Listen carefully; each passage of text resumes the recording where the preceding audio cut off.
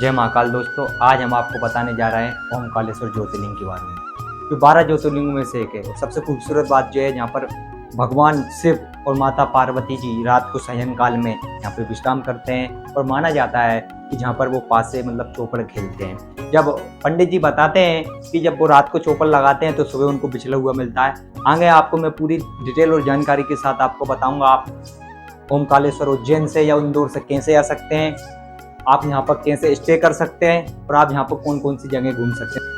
आपने स्नान कर लिया आदि से आप निर्मित होकर अब आपको मंदिर के लिए दर्शन करने के लिए जाना है, तो आप अगर बाय नाव से जाते हैं तो आपको 50 से 100 रुपये पर पर्सनल लगेगा, जो आपको इस कोने से उस कोने पर उतार देगी। और अगर आप पुल से जाएंगे तो लगभग 500 से 600 मीटर है। अब वो आपके ऊपर है, आपको नाव से जाना है या पुल से जाना है, दोनों अच्छे हैं। अगर आपको एंजॉय करना है तो आप नाव से जाइए। अगर और भी उधर घूमना है, संगम देखना है या डैम के आसपास, तो 150 से 200 रुपये पर पर्सनल नाव वाले ले आप आनंद के साथ जा सकते हैं। देखो मैं आपको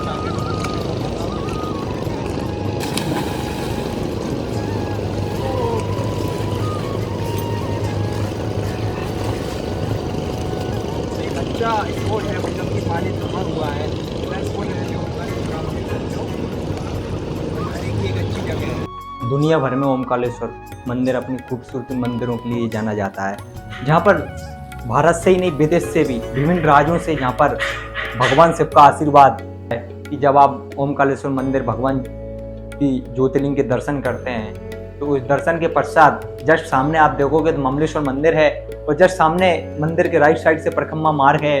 तो ऐसा माना जाता है कि जब आपने ज्योतिर्लिंग के दर्शन कर लिए तो अगर आप ममलेश्वर और ओमकालेश्वर परिक्रमा नहीं किया तो ये दर्शन अधूरे माने जाते हैं। इसलिए मैं आपसे विनम्र निवेदन करूँगा, निवेदन तो नहीं, आपको मजा आएगा। परिक्रमा आप करोगे तो वहाँ की स्टोरिटी, वहाँ की लाइफ, वहाँ का कल्चर आपको देखने का मौका मिलेगा। मंदिर के दर्शन कर लिए, अगर आपके पास समय है तो आप परिक्रमा के लिए जरूर जाइए, जो लगभग मंदिर के जस्ट सामने से 6 से 7 किलोमीटर है। इसमें आपको बहुत ही पुराने मंदिर मिलेंगे, आपको संगम और 108 फीट आदि शंकराचार्य जगद्गुरु जी की मूर्ति के दर्शन मिलेंगे। जय महाकाल, आज हम नर्मदे मैया का परिक्रमा दे रहे हैं। जो पहला मंदिर पड़ता है केदारेश्वर मंदिर पड़ता है। इस मंदिर का निर्माण 13वीं शताब्दी में हुआ था। परिक्रमा मार्ग में आप पैदल चलेंगे, सीढ़ियाँ भी हैं। नर्मदा यात्रा में आप देख सकते हैं कावेरी माँ नर्मदे दो संगम है, इसको हम संगम बोलते हैं। जब आप नर्मदा का परिक्रमा करोगे तो जहाँ पे आप आओगे संगम, नर्मदा की जो परिक्रमा है पूरी 7 किलोमीटर की है। आपको बीच में रास्ते में दुकानें, कई प्रकार श्रद्धालु सब साथ में आपको मिलेंगे, काफ़ी आपको आनंद आएगा।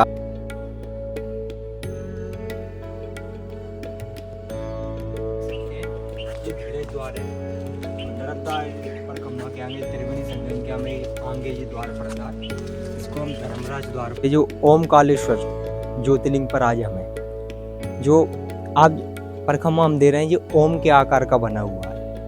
और यहाँ पर शंकराचार्य जी की मूर्ति भी है। जगह जगह पर भगवान श्री कृष्ण अर्जुन को क्या संवाद देते हैं वो भी यहाँ पर अंकित है। अगर आप आओगे देखोगे तो निश्चित ही आपका जीवन बदलेगा। और कहते हैं ना, माना रब्दे मोक्षदायिनी जीवन दायिनी, ऐसे ही उनका जो परिक्रमा करता है वो मोक्ष की प्राप्ति करता है।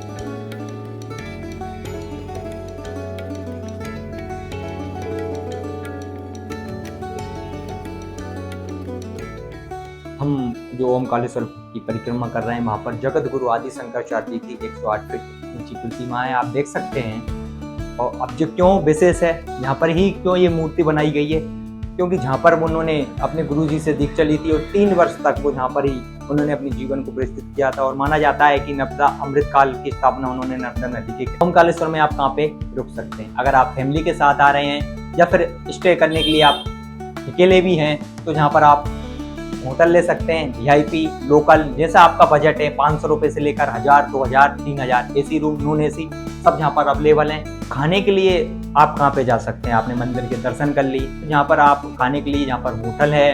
इसके अलावा स्टॉल लगे हुए हैं, ठेले लगे हुए हैं। आप ओमकालेश्वर कैसे पहुँच सकते हैं, आप ओमकालेश्वर उज्जैन से डायरेक्ट आ सकते हैं या फिर इंदौर से आप आ सकते हैं। इंदौर से 80 किलोमीटर है, उज्जैन से 150 किलोमीटर है।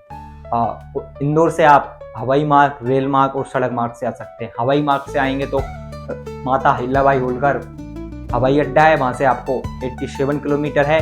और आपको यहाँ से इजीली बस भी मिल जाएंगी, तो आप सड़क वाइज भी जा सकते हैं, टैक्सी से भी जा सकते हैं और रेल मार्ग से भी आप जा सकते हैं इंदौर उतरकर। और इस वीडियो की खास बात यह है, पहले मैं कहीं पे भी जाता हूँ तो वहाँ पे रुकता हूँ, घूमता हूँ, वहाँ पे देखता हूँ क्या सुविधाएं क्या वो है, तो वही मैं वीडियो में आपको बताता हूँ। तो अगर आपको लगे तो अपने दोस्तों को शेयर कीजिए और ऐसा ही प्यार सपोर्ट